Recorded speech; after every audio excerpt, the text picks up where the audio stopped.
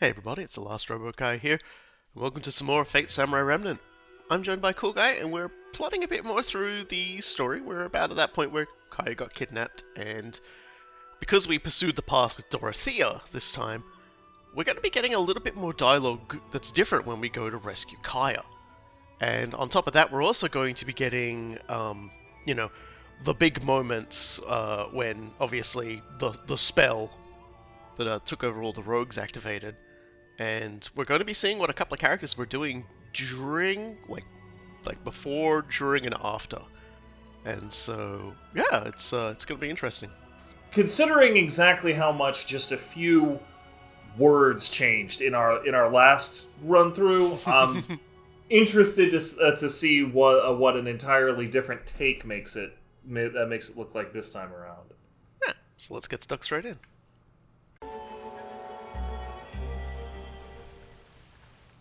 So we've just rescued Kaya, beaten up Lancer. She's just sleeping.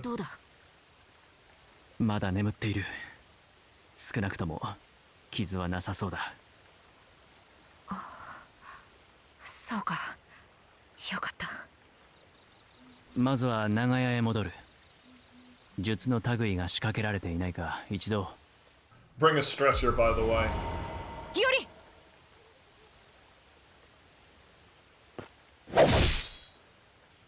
敵襲ライダーか。いや、今の攻撃は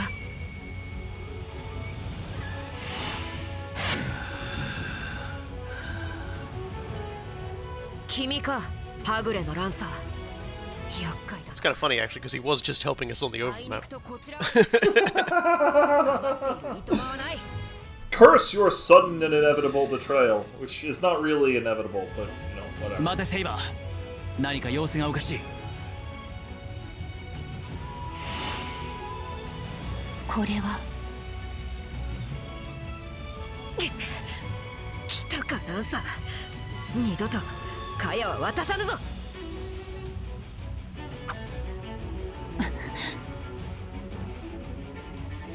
はぐれをも差し向けるとは。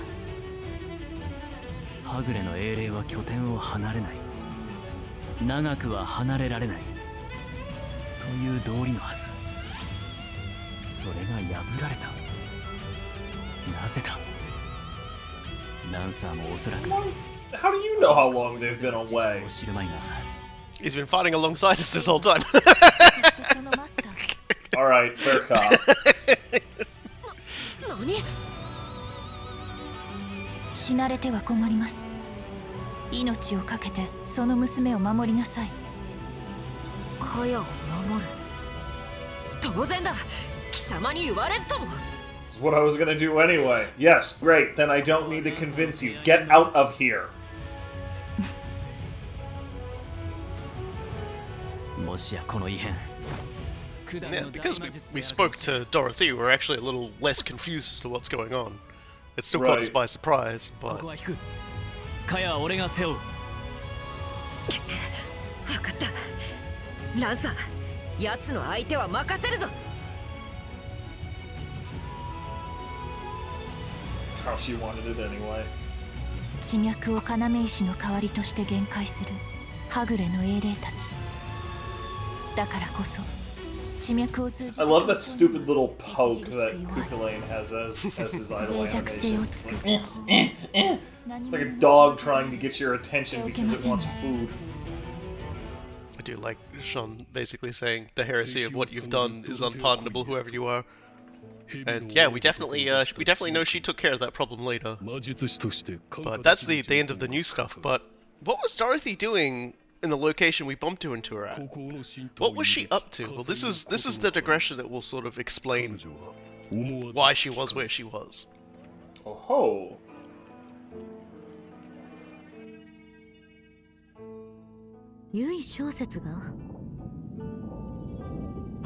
It always takes me off guard whenever we see her without her hat. Like, it's the weird semi-mohawk she has going on there. Like it's so incredibly out of step with the rest of her hairstyle or whatever. It works for her, don't get me wrong, but it's so unexpected. Yeah, it's kind of like she's Every like single between time. two different haircuts. Because if you cut her long hair, she'd have a lot more of a tomboy haircut, right? But if you Right. actually like rolled her hair down, she'd have a bit more of a standard, Elegant elegant lady empress. haircut. And I suppose Yeah. that's what they're pushing, is that she's equal parts, quotation marks, princess and active, Participant, yeah. energetic young woman. That's probably the best way to put it. But yeah, they talk a little bit more about having learned that Shosetsu is out there. Yeah, and that Shosetsu's homunculus. A lot of people might be wondering what's up with like Mori Suiken's plan in the first place, right? Because it was like he made Shosetsu. What was his plan from then on, right? Because it's like, yeah, okay, you made a homunculus, but why did this one homunculus convince you to stop your plan? And what was your plan? And yeah, now she's like, wait a second. そのようだ。何者かの企てであろう。手がかりのないキャスターあたりかしら。いえ、予断はしないでおくわ。魔術の大元を探るわよ。 Sometimes your first instinct is the correct one, but it wasn't Caster doing this, it's Caster's master.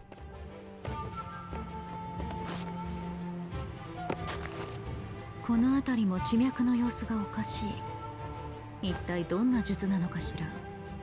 So basically, her primary motivation is just to to stop what turned out to be the mind control spell from firing off, because it wasn't her trick, it wasn't her show.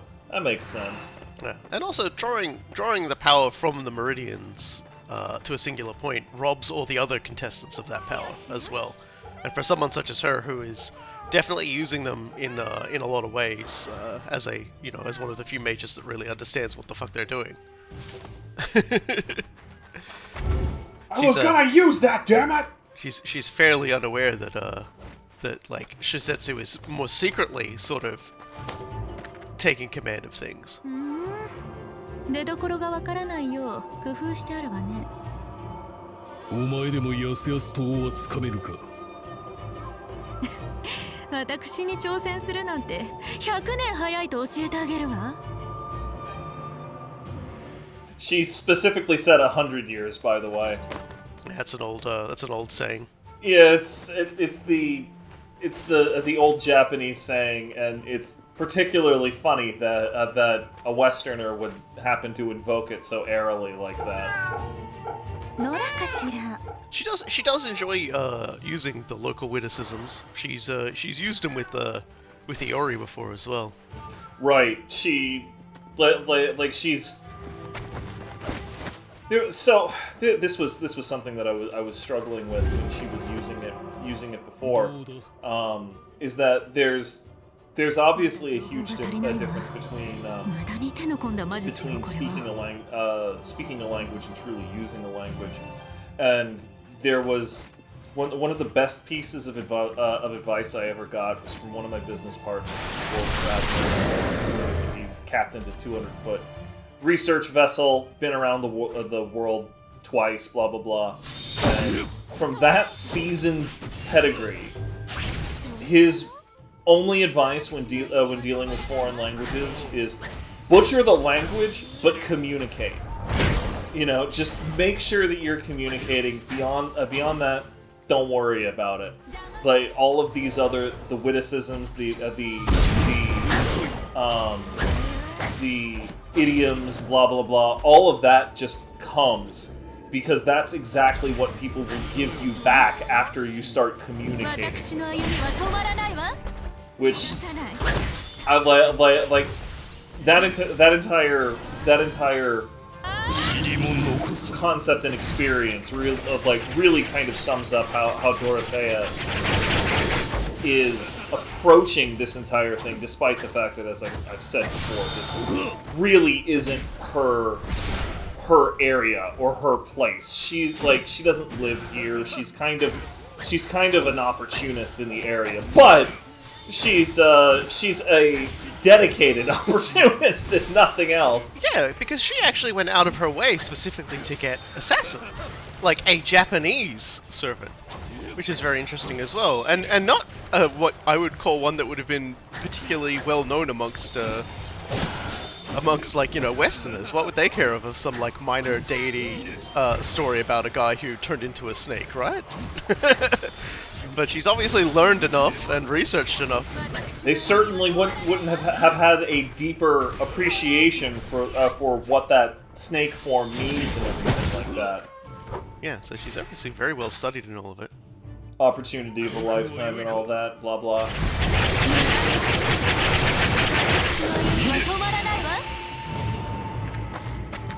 Once I sort of get into like Assassin's sort of lazier playstyle, I tend to like it more. Just sort of press the buttons on a much more relaxed cadence. Yeah, just you know, just chill out. Make good use of his grapple to get close to enemies, and Twin Vipers is like much the same way with the water attack for Saber and the beam attack from Masashi. Just really good at clearing shells. And it drags everybody right in front of you so you can get everybody. It's a pity he's too much of a shitbag to pet dogs.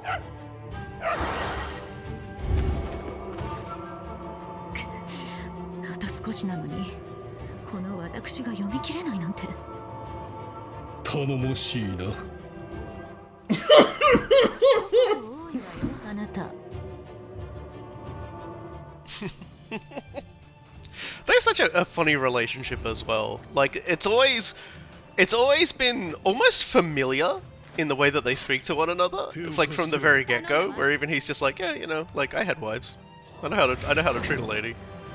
And like, and just like you know, making comments like that. It's just kind of interesting. They definitely do seem to treat it like a partnership. Right, which seemed to be very much what Dorothea had in mind when she summoned him to begin with. And I don't know. I'm really looking forward to when we go the other way and we ultimately prevent her from getting deep sixed. 何らかの大魔術の中継地。地脈を通じて流れてきたそれを西側に広げて行使している。問題は魔術がどこから来ているかなんだけれど、東側に最も太い地脈が通っている。そこを調べればわかりそうよ。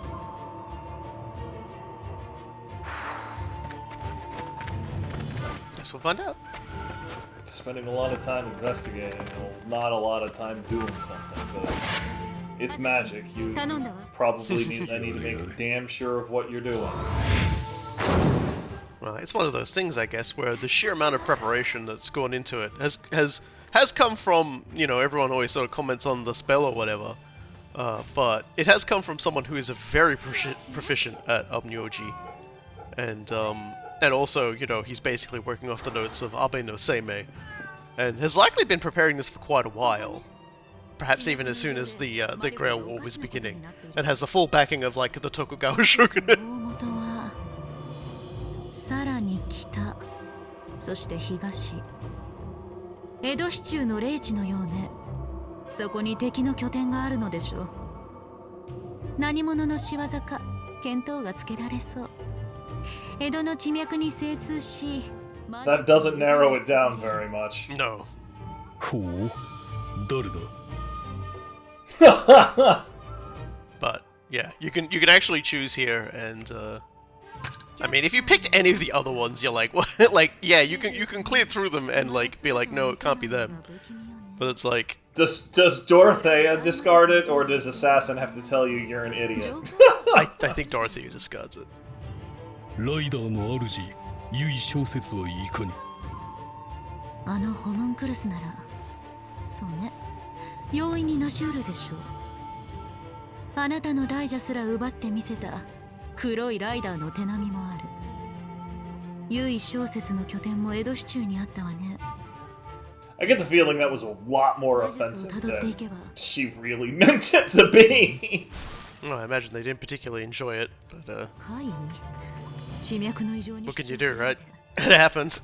I mean, she was just thinking out loud. She didn't intend to offend him, but like, that's one of those things you probably shouldn't have said out loud. That should have been an inside voice. I just wanted to see if like you can look at the other options, but you can't, so it's all good. Oh, I was just curious. it's not really that big of a deal. No. The only major thing that I was curious about was, you know, if Assassin has to tell you you're stupid. It's so weird that they even made it an option, to be honest. Like, yes, it's clearly Iori Miyamoto, the guy whose interests are swords, and swords. He's clearly the one who's been like subverting all of the meridians all of this time. He's just figured out a way to do it with swords, okay? They just go out and they just like she opens the seal and it's just full of swords and she's like, what? Well, at least we have a calling card. I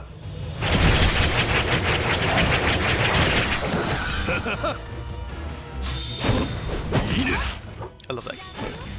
Yeah, that little giggle he does at random intervals too.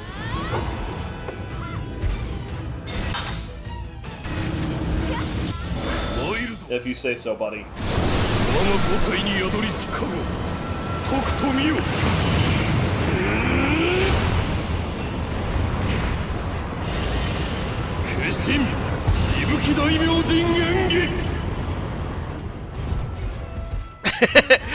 The whole time to that transformation, that ogre was just like, that Oni was like running through him.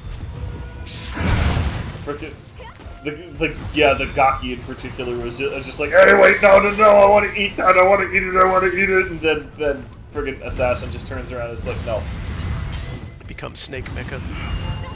Someone pointed out you can actually see his feet just dangling out the bottom, it's kind of funny. It's kind of Final Fusion-y. It's kind of his truck nuts, really.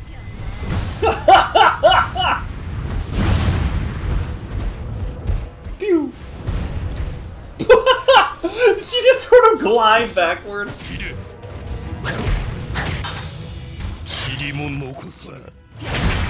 The animation doing what it can with strange circumstances.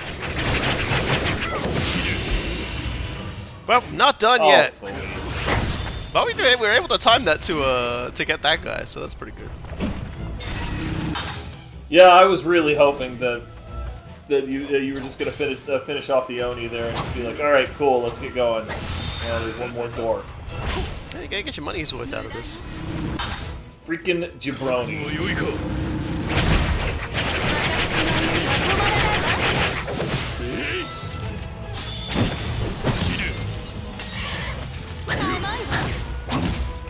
You don't really expect to have such like an important piece of toolkit in a character, but that grapple attack is definitely very important for his moveset. Yeah, the fact that it knocks or it stuns somebody and acts as a movement skill for you is pretty great. Waiting for that guy to die in the background. I was just like, another, please, like, I was gonna say, is he gonna die off, or were we waiting for Dorothea to do it? It's fucking Assassin with like, except it's Assassin's poison clone with a hammer, like over the top of the over the top of the land, going, your life ends in exactly 10 seconds. I do like the idea of like Assassin and Frog Hanzo Hattori basically going through Pop Team Epic skits. I feel like that would be ridiculously funny.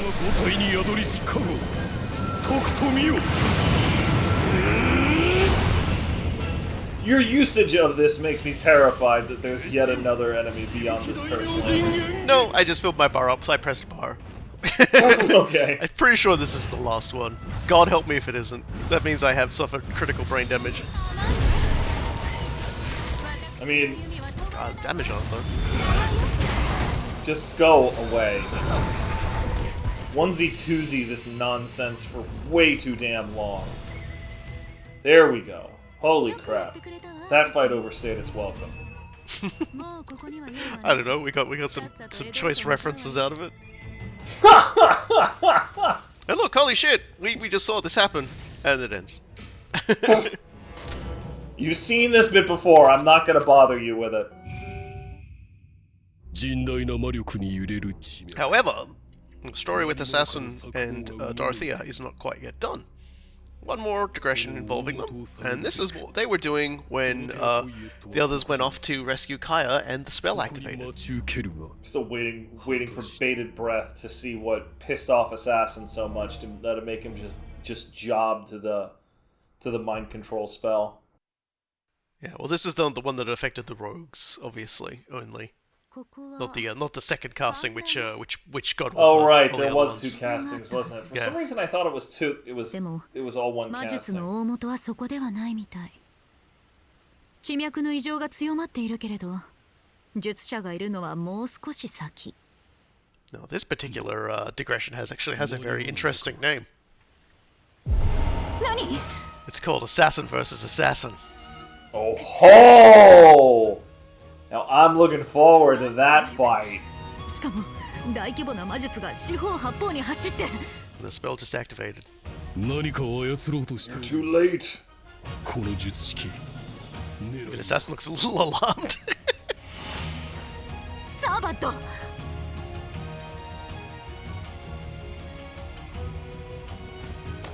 It's a pity he's controlled, because like I get the feeling that he would have such a wonderful banter with Assassin if he was clear-headed. Yeah, meeting of 2 assassins, I should say. 逃がさない。 Jesus! He doesn't waste any time. I'm always taken off guard exactly how fucking quick he is. 神を妄想に物がいると思った。 Just assumed it was some other dude.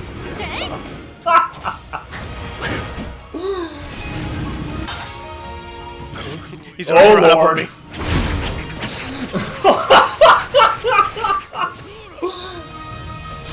Talk about a cross counter.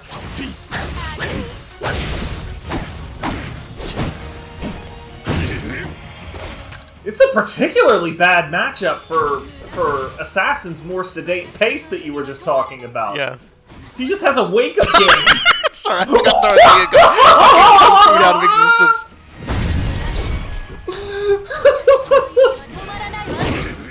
Just booted her into the air. It's weird because we watch it happen to Iori all the time, and it's not nearly that funny. that was funny. I think it's because Iori takes it with so much aplomb, right? Just because Dorothea, when she got hit, she was like offended and surprised all at once. 私は姫ではないし、あなたが負けるとも思っていないわよ。ハイライト戦の面白き術 Yeah, even Assassin's like, I kind of wish this guy was talking more. 何か仕掛けがあるかもしれない。 Yep, we got her again. Oh man! This time Every she just so got often, screamed. telling the noisy foreigner to shut the fuck up. She hit him in the side of the head with a glowing purple ball. That's like highly offensive. 覚悟俺と息吹の宮間より授けられし者さよ神なる力化身息吹大明神演技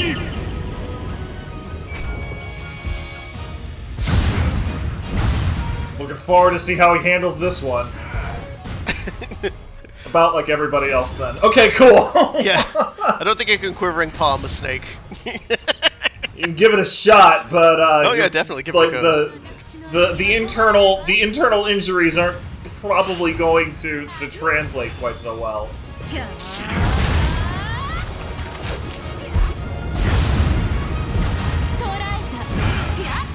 Camera does not cope.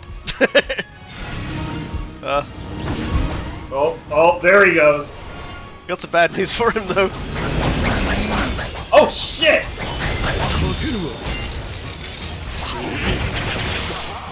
I love that animation. That was a cool clash. いいね 私の勢いは止まらないわ。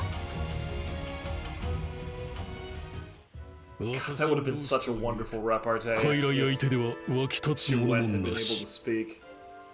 そうね。とはいえ、強敵は You can virtually guarantee Li Shuen would have dumpstered him in all of like the dialogue they had with one another.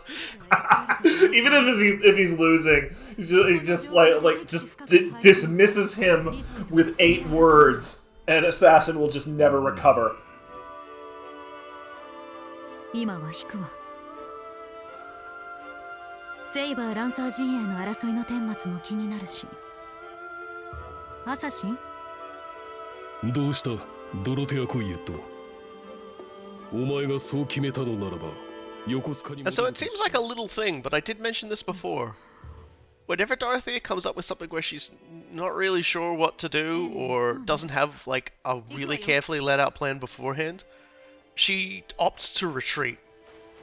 And in effect, she squanders the opportunity to stop the second shot of the spell going off. Right. This would have been an opportune moment, and so when the moment finally comes, Assassin ultimately decides to, feeling that I guess they can't win the fight while she's like this, decides to put it to the test, knowing full well it could, it would result in her death if not careful. It was basically a case of, well, try and come through this, because you're not going to get your wish, so let's push you to greatness another way. Right. I suppose that makes sense, and it's very much in keeping with the with a lot of the stories that Dorothea invoked when she summoned Assassin. Although it is worth noting, for a lot of, once he starts attacking Dorothea himself, his eyes return to normal, but I think he's generally invoking the more wild side of himself. That again, once again, he's like transformed into a snake, and in many of the stories by the god of Mount Ibuki, who is again the same one that slew Saber in his life. It's a very potent being, this wild mountain entity. And Chiemon needs to get into with a cold shower. But there was something on our first playthrough we had a conversation about. And so this takes place before we go to the port, but also before we go on our pursuit of the Tokugawa movements that we originally were attributing to Shosetsu, not realizing it was the Tsuchimikado. A particular character said he actually bumped into Lancer and Chiemon along the way. Didn't think much of it at the time. Oh, hey. Yeah.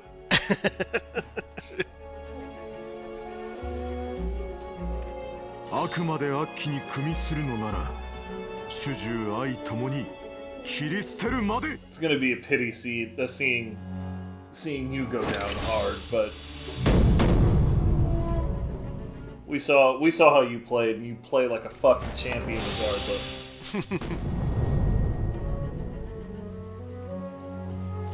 I was gonna say, which one are you even playing this time around? Yep, no, we're playing. This is another Lancer and Chiemon digression. The second last one, from what I'm recollecting.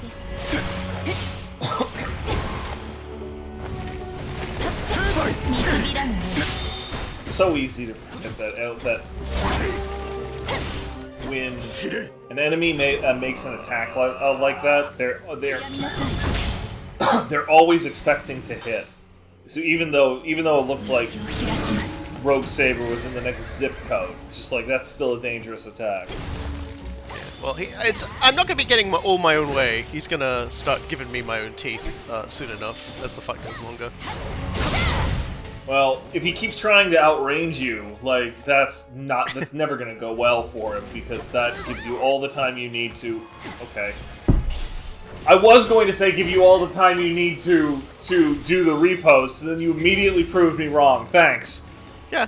Look, I told See you. if I ever pay you a compliment again. I warned you, man. I warned you. I think it's because he's actually ending the animation and going into the next one. Like going into the actual swing attack animation, at which point he's no longer sort of like projecting the attack fields you can riposte through. Like I'm basically trying to do it at the end of the cycle where there's no longer like a free riposte. Like that big slash he does at the end? Yeah, that slash at the end, you just can't repost that, huh? Or I'm timing it wrong, more than anything. Either or. The other thing that's amusing me is that he tried to mount his horse twice, and both times you were just like, no. Horse is forbidden. Horse is forbidden. We will not be having any horseplay around here. This is bad. Do not be that's gonna hurt. Madam, we've been... Context here. Robokai and I have been doing seamless co-op in Elden Ring a fair bit, and it's my first time ever playing it. And there have been dozens upon dozens of times where I've had moments like that, where some huge jackass turns around, like just spins 90 degrees or 180 because I'm playing a tank character. I've always got Shibari's woe equipped and blah blah blah, which means that even if they're looking at Robokai, sometimes they just mid-strike turn towards me, and like I see that happen, and every time there's like a flash in my brain, and I hear it deep down, and that was the moment he knew he fucked up. I missed.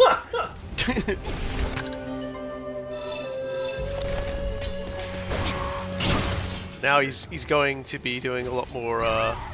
You see, he's doing similar wind up, but he's not doing the spin attack on that one. Yeah, he is for that one. But I was charging up, so he's got new attacks in his repertoire. So sometimes he'll do what looks like it's going to be the dash, but he hits you with the sword attack instead. Anyway, I'm just gonna hit with this again.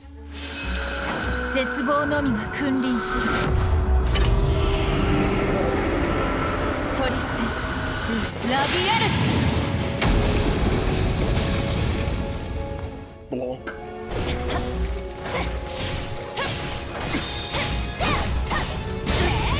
Come on, there it is.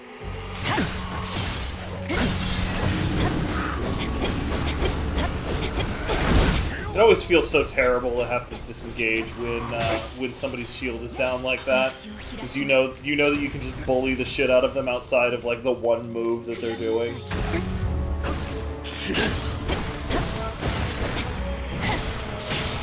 Oh, that was pretty cool looking. Just sort of wave dash through it. No. Just horse is banned. No horse. Horse, no horsing.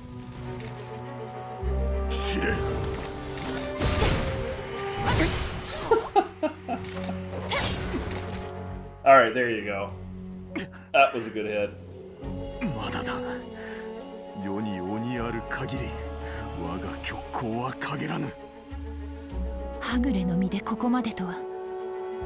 Something funny I should mention. I talked about how like the wiki for like Fate in general, Fate franchises in general, had an entry that I did not think was correct.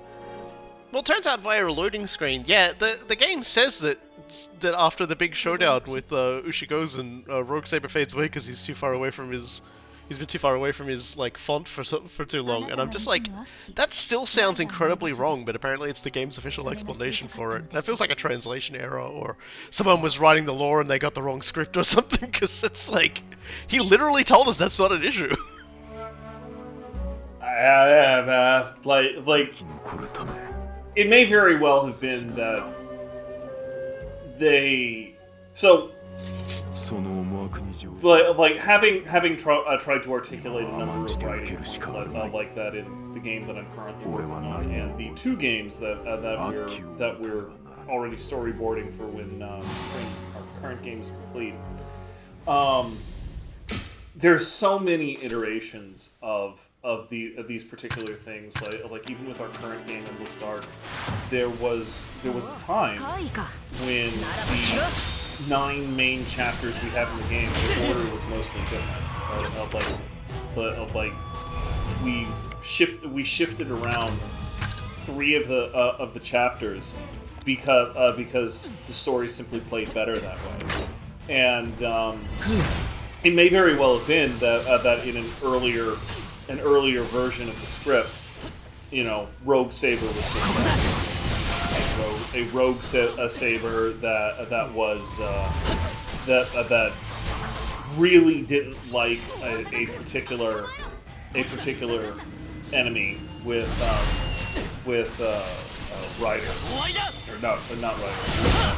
No, yeah, Ryder. Didn't like Ryder. And then later on, somebody happened to point out, hey, with how we've written Ryder, this kind of looks like a bunch of counterforce stuff. And then it was just like, oh, you're right. We should probably lean into that. Like, we probably don't want to say it because it's just kind of a lot. It's not worth explaining it, but we should lean into that. And then there's just a couple of details and plot holes there. Like in Endless Dark, there were definitely a number of times when, so it's a plot point in that particular game that this is not a spoiler, that the robot that you play cannot read human speech. We decided that about the time we were writing chapter 5 or so. So I definitely had to go back and stop a number of plot holes in my random events that I wrote before then, where I implied that, or outright stated, that the robot was reading human speech. Like, probably about between 1,000 and 2,000 words that were just all plot holes. Great, wonderful, thank you. So yeah, but the general gist of it is like, we all had a bit of a go at Wikipedias and everything, but no, what they've done is faithfully reproduce the information that's been put before them, so I cannot throw shade on that. And I'm the one who went off half-cocked because I never read that particular entry.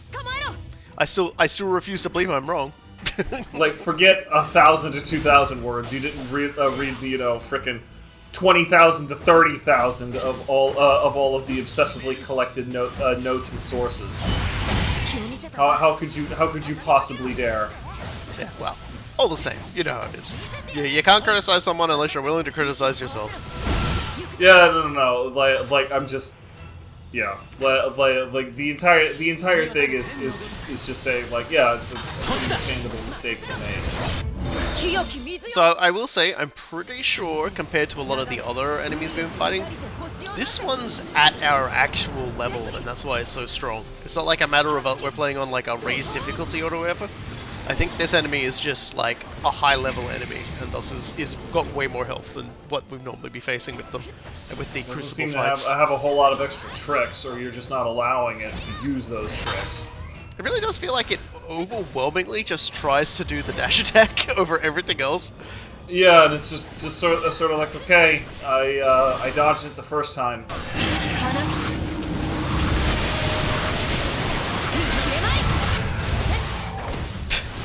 Just go down. Like, I get that you're Well, tough. I apologize to anybody who has a phobia of disco spiders. There was a wonderful reaction that's going around the news, like gaming news today. This will kind of date things, but a particular game, and I'll get to which one it is, has basically done the arachnophobe mode by replacing all of the spider enemies with crabs. Just like, all of the spider phobes, like they're cool with crabs. They think crabs are pretty cool, and I'm just like, that's actually really clever. Just friggin', just every time you have a spider, just do a really fucked up crab instead, because all evolution ends in crab anyway. Mm-hmm. Yeah, one day all spiders will be just crabs with with netting. Like you need. A spider is just a crab that hasn't figured out the exoskeleton part well enough yet, or the pincers part. When they're a teenage crab. You want to take a wild guess as to which game team had that wonderful, actually pretty cool insight? No, tell me, who was it? That was World of Warcraft. Blizzard, in all of its crappy, faded glory, finally managed to have one good idea before they're consigned to the trash pit of history. I just knowing that it's just like they have like don't they have at least one like entire like group whose like entire thing is the worshipping of spiders. Because I'm okay with that suddenly this being a group that's like, we worship the crab. So yes and no. like spiders are a really important symbol to a couple of weird cultist groups in. I don't want to call it Azeroth lore, but World of Warcraft lore. But they none of them are actually that important. A lot of them end up just being sort of enemy of the day. So like just basically making them alternately just totally badass crab people. You know what? Sure, fine. It doesn't actually change that much. Probably gonna have to look up how that goes, because that sounds genuinely kind of funny. I want to see how far it goes. I want to see how far the crabbiting goes. Yeah, I only just saw basically a short article about this earlier today before we were commentating, so I didn't really have time to dig into it very much. But it was just like, oh hey, that's a genuinely creative thought, and like I hadn't considered the fact that there are actually a number of pretty important enemies that have that are crab or that are spider and are now crab. I presume they went all of the way with it. Typically, when something like that changes, the answer is I don't got to explain shit. Pretty much exactly the same way they did all of the incredibly bad feeling political hand waving that turned for example Jaina Proudmoore into one of the most hungry weirdos in the Alliance. Just like she's. Like, her entire characterization in Warcraft 3 is understanding and not wanting to go back to war, but then, around Battle for Azeroth, they were just like, okay, we need somebody who's a complete jackass. Who haven't we spoiled yet? Jaina, you're up. Everybody just dies. That's unfortunately just the danger of when you have, like, a product that goes long enough, is that eventually you'll end up going very far away from the original people and the original intent, and then what you get next is, mileage may vary. Sometimes you can get very inspired interpretations. Comic books will often have very interesting interpretations of characters or inspired takes. And then there'll be some which, are just like, okay, such as when, Spider-Man sold his marriage to Satan. Yeah. It entirely depends on how much the suits are interfering. Like, speaking of comics, what I'm immediately reminded of that is kind of a counterexample. Like, it's an example of what you're talking about. It's a counterexample of the way WoW has gone. Is Injustice, right? Because the first run of like the Injustice comic is just terrible. Like it is the most stilted, soulless nonsense that you'll read this year.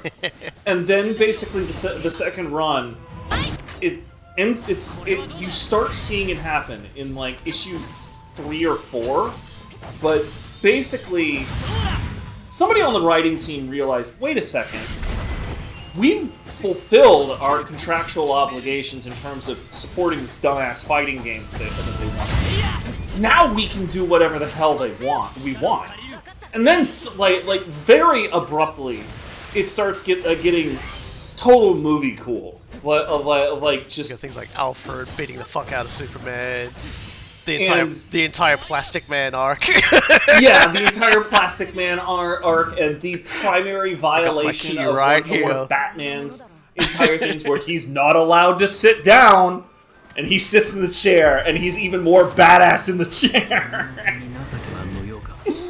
Just like there's so much weird stuff that goes on that is both overtly and subtly subversive, and it fits the character of what Injustice, like read the name, is supposed to be. It's wonderful. It's like the instant that the suits got out of there.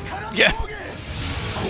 It's like things like, you know, like it's always kind of funny because you'll get the things where obviously the suits aren't heavily involved, like Mandalorian. But you can sort of see after the first season, everybody wanted to get their name on the credits and make it better because they know how to make things better because they're people who've got a lot of money and have spent a lot of time making things better, and then like blaming everybody else when it doesn't go better. The ironic one of the ironic connections that I can make with that one is actually the bank J.P. Morgan Chase, right? So the guys who created the Titanic so that they could kill a whole bunch of people. Yes, exactly, exactly. We've got weird connections to that in this, but the Jesuit sorcerers, right? Truly, and the entire reason that conspiracy theory existed was because J. Pierpont Morgan and Morgan and Company were that powerful in like 1910 or whatever. Obviously, we're in 2020X, and you're just like, there's just some bank, dude. Like whatever. Like Bank of America is way bigger. There's so many other way bigger banks. And so how did that happen? And the short version of it is that they got really lazy in the like 60s and 70s, and everybody was basically glory seeking, and they wanted to be the person to have the big account and do all of this stuff, and more or less, instead of going out and doing banking business, it turned into this weird circle jerk where everybody was fighting over the same scraps, and a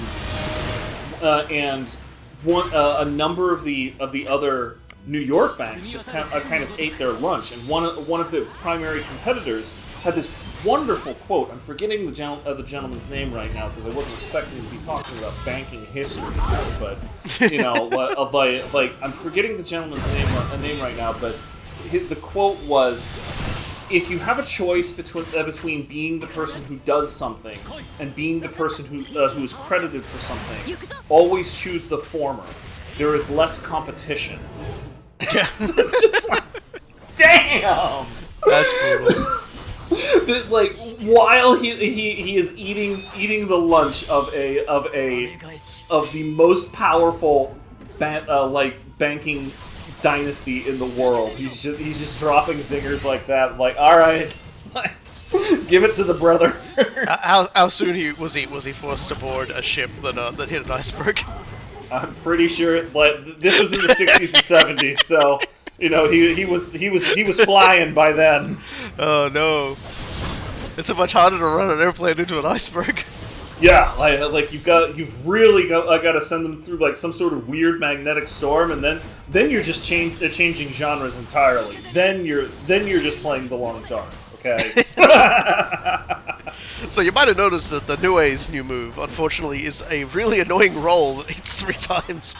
And once you get hit with the first one, just generally speaking, is a miserable experience forever after. Like him looking through his legs and kicking behind, I'm pretty sure I never saw him do in the main game either. He does do that normally. Yeah. Okay. Like that. It's a very that monkey one, thing. That one was not okay. Like, Yeah. Particularly the way it's fucking staring at you when it does that shit. And he's out. Just creepy. Hello. Worth. Yeah, we continue the tradition of just petting animals after like killing crucible beasts.